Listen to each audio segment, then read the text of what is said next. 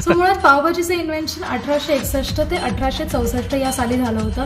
कसं म्हणजे त्या काळात अमेरिकेत सिव्हिल वॉर चालू होतं आणि ब्रिटनमध्ये कॉटनचं सप्लाय अमेरिका करत होतं. पण सिव्हिल वॉरमुळे कापसाची खूप कमतरता झाली.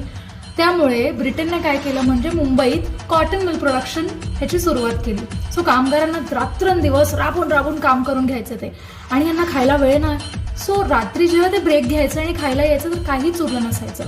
मग स्ट्रीट वेंडर्सने काय केलं, जी उरलेली भाजी वगैरे होती त्याला मिक्स करून मॅश करून त्याच्यात टोमॅटो प्युरी घालून सगळं मिक्स करून तयार केली आपली भाजी.